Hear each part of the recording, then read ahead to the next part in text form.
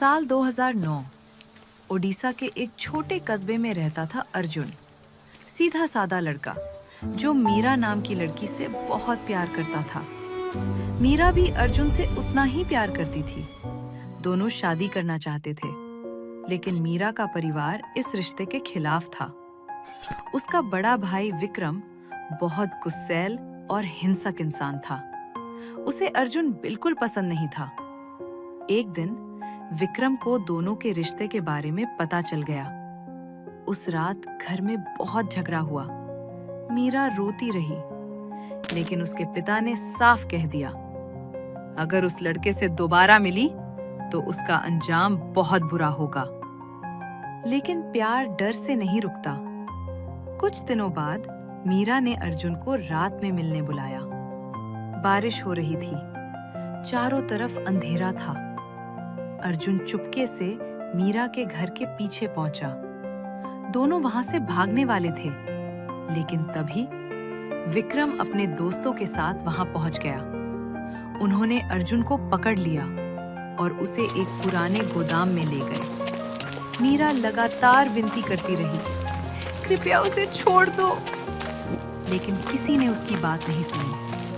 उस रात अर्जुन को बहुत बेरहमी से पीटा गया। लोहे की रॉड और लकड़ियों से हमला किया गया। गोदाम में सिर्फ अर्जुन की दर्द भरी चीखें गूंज रही थीं। आखिरकार विक्रम ने गुस्से में अर्जुन के सिर पर लोहे की रॉड मार दी। अर्जुन वहीं गिर पड़ा और कुछ ही देर में उसकी सांसें रुक गईं।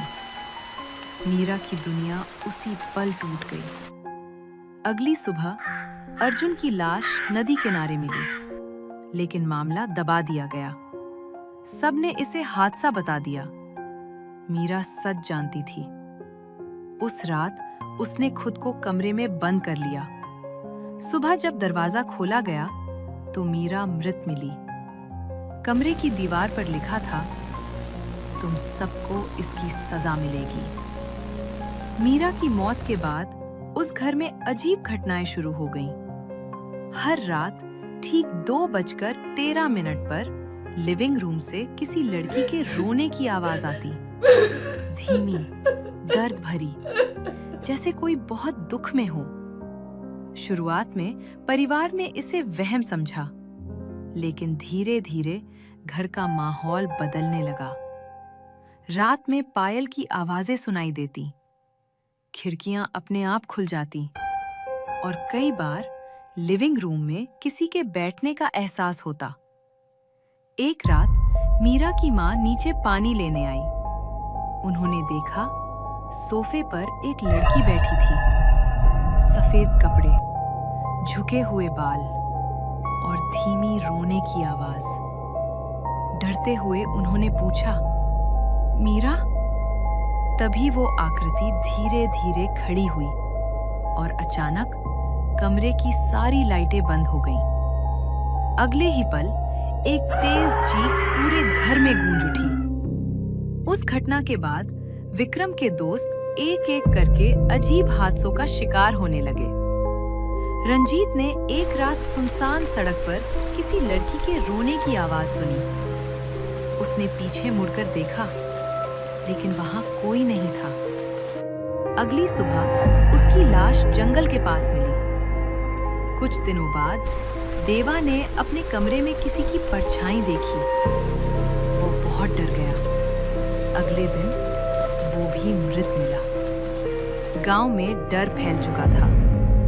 अब सिर्फ विक्रम बचा था, लेकिन अब वो भी डरने लगा था। उसे हर जगह मीरा दिखाई देती, आईने में, खिड़की में और सपनों में भी।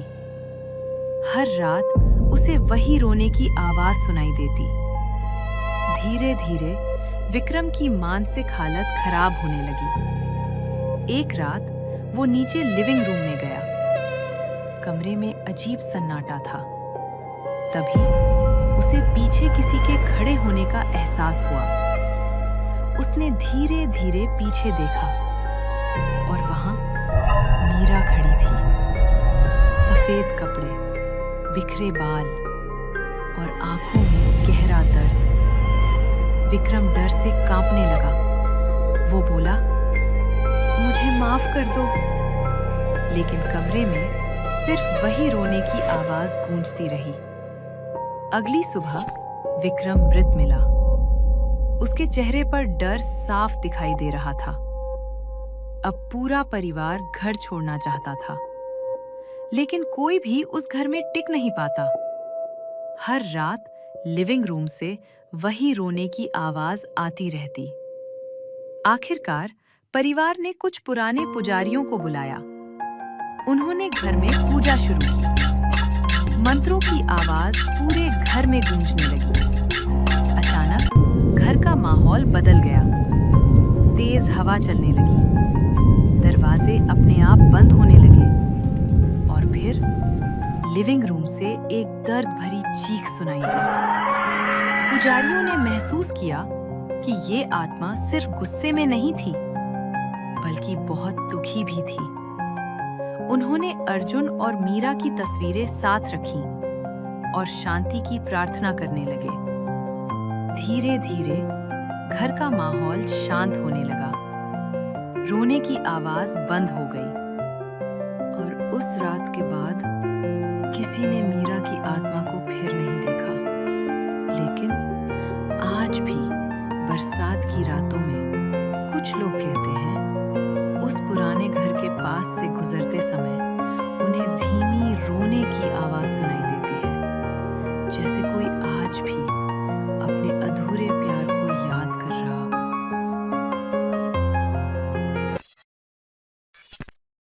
साल 2012, ओडिशा के एक इंजीनियरिंग कॉलेज का लड़कों का हॉस्टल, रूम नंबर 217। वहीं रहते थे आरव और निखिल। दोनों अलग थे, लेकिन दोस्ती ऐसी कि पूरा हॉस्टल उनकी मिसाल देता था। आरव शांत स्वभाव का था, किताबों में खोया रहने वाला, और निखिल मजाकिया, बिंदास, हर वक्त हंसने वाला लड़का। रात 2 बजे मैगी खाना, छत पर बैठकर भूतों की बातें करना, एक दूसरे के कपड़े पहनना और एग्जाम से एक रात पहले पूरी किताब खत्म करना, उनकी जिंदगी बस इसी में गुजर रही थी। एक रात पूरा हॉस्टल अंधेरे में डूबा था। बिजली चली गई थी। निखिल खिड़की के पास बैठा था और अचानक बोला, भाई सोच, अगर हम में से कोई एक मर गया ना तो दूसरा अकेला पड़ जाएगा। आरव हंस पड़ा। मरने के बाद भी तू परेशान करेगा मुझे? निखिल बोला, पक्का, मैं भूत बनकर तेरे साथ रहूंगा। दोनों जोर से हंस पड़े, लेकिन उन्हें नहीं पता था कि वो मजाक एक दिन सच बन जाएगा। कॉलेज खत्म हुआ। कैंपस प्लेसमेंट के बाद दोनों की राहें अलग हो गईं। आरव बेंगलुरु चला गया और निखिल पुणे। धीरे धीरे फोन कम हुए, फिर पूरी तरह बंद। जिंदगी की भागदौड़ में दोस्ती कहीं पीछे छूट गई।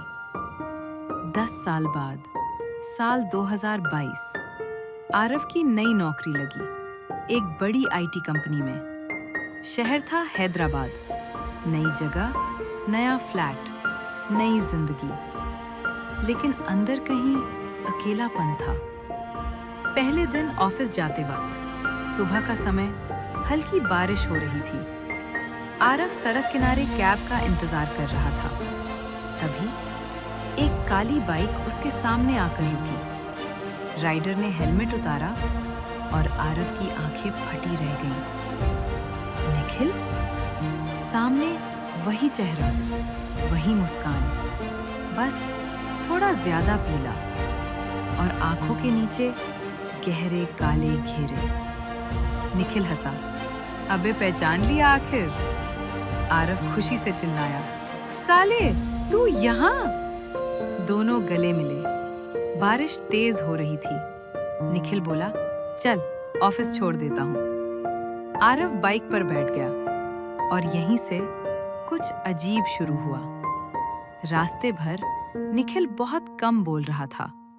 पहले जैसा बिल्कुल नहीं।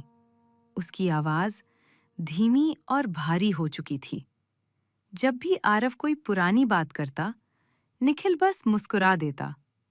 लेकिन एक बात आरव ने नोटिस की। बारिश हो रही थी, सड़क पूरी गीली थी, लेकिन निखिल के कपड़े बिल्कुल सूखे थे। ऑफिस पहुंचने पर आरव ने पूछा, "तू कहाँ रहता है?" निखिल हल्का मुस्कुराया, "पास ही, शाम को लेने आऊंगा।" और बिना कुछ बोले वो चला गया। उस रात आरव को नींद नहीं आई। उसे अजीब बेचैनी हो रही थी, क्योंकि उसे याद आया निखिल के हाथ बर्फ जैसे ठंडे थे। अगले दिन फिर वही बाइक, फिर वही मुस्कान। धीरे धीरे ये रोज होने लगा। सुबह ऑफिस छोड़ना, शाम को वापस लाना। दोनों पुरानी बातें करते, लेकिन हर बार जब आरव निखिल के परिवार या उसकी नौकरी के बारे में पूछता, वो बात बदल देता। एक दिन ऑफिस के बाहर आरव की सहकर्मी स्नेहा ने पूछा, "तुम रोज किससे आते हो?" आरव बोला, "मेरा कॉलेज फ्रेंड है, निखिल।" स्नेहा हैरान हुई, "लेकिन तुम तो अकेले आते हो?" आरव हंस पड़ा, "क्या मजाक है?" लेकिन स्नेहा गंभीर थी। "मैंने कभी किसी को नहीं देखा।" उस दिन पहली बार आरव डर गया। उस रात बारिश बहुत तेज थी, बिजली चमक रही थी और अचानक आरव की नींद खुली। उसे लगा कोई उसके कमरे में खड़ा है। अंधेरे में एक आदमी जिसका चेहरा दिखाई नहीं दे रहा था, बस भीगे हुए कपड़े और पानी टपकने की आवाज। टप टप टप। आरव ने डरते हुए पूछा, कौन?" और तभी बिजली चमकी। सामने निखिल खड़ा था, लेकिन उसका चेहरा पूरी तरह जला हुआ था। आंखें सफेद और गर्दन टेढ़ी। आरव चीख पड़ा और तुरंत लाइट ऑन की। कमरे में कोई नहीं था, लेकिन फर्श पर गीले पैरों के निशान बने हुए थे। अगले दिन आरव ने तय किया, अब सच पता करना ही होगा। उसने पुराने कॉलेज ग्रुप में निखिल के बारे में पूछा। कुछ देर बाद एक पुराना दोस्त कॉल पर बोला, "तुझे नहीं पता, निखिल तो 10 साल पहले मर गया था।" आरव के हाथ कांपने लगे। "क्या?" उधर से आवाज आई। कॉलेज खत्म होने के कुछ महीने बाद उसका एक्सीडेंट हो गया था। बारिश वाली रात थी।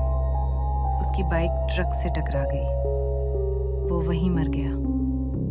फोन आरव के हाथ से गिर गया। उसका दिमाग सुन पड़ चुका था। अगर निखिल 10 साल पहले मर चुका था, तो पिछले कई दिनों से उसके साथ कौन था? उस शाम ऑफिस से निकलते वक्त फिर वही काली बाइक खड़ी थी। निखिल हेलमेट पहने बैठा था। धीरे से बोला, "चल, देर हो रही है।" आरव पीछे हट गया। उसकी सांसें तेज थीं। "तू कौन है?" कुछ सेकंड तक खामोशी रही। फिर निखिल ने धीरे धीरे हेलमेट उतारा।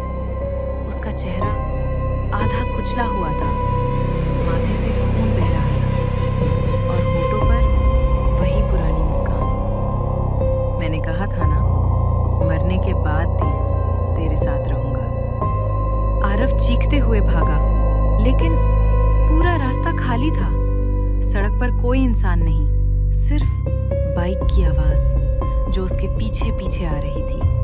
वो भागते भागते एक पुराने पुल तक पहुंचा और वहीं उसे अचानक याद आया, कॉलेज के दिनों में निखिल हमेशा कहता था, "अगर कभी मैं मर गया तो मुझे अकेला मत छोड़ना।" तभी पीछे से आवाज आई, "तू भी चला मेरे साथ।" आरव ने पीछे मुड़कर देखा।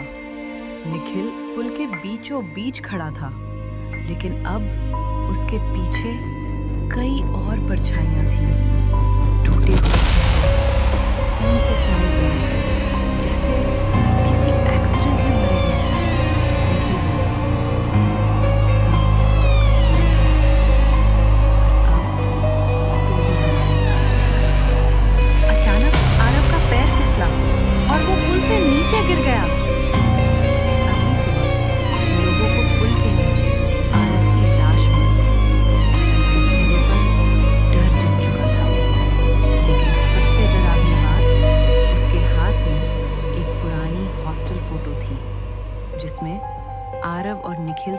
खड़े थे और फोटो के पीछे खून से लिखा था, दोस्ती अब हमेशा के लिए है। लेकिन कहानी यहीं खत्म नहीं हुई। कुछ महीनों बाद उसी आईटी कंपनी में एक नया लड़का ज्वाइन हुआ। पहले दिन वो सड़क किनारे कैब का इंतजार कर रहा था। तभी एक काली बाइक उसके सामने आकर रुकी। राइडर ने हेलमेट उतारा और मुस्कुराकर बोला, ऑफिस चलोगे दोस्त? और उस लड़के ने कभी नहीं जाना कि बाइक चलाने वाला इंसान 10 साल पहले मर चुका था। कुछ दोस्तियां समय से नहीं टूटती, बल्कि मौत के बाद और खतरनाक हो जाती हैं।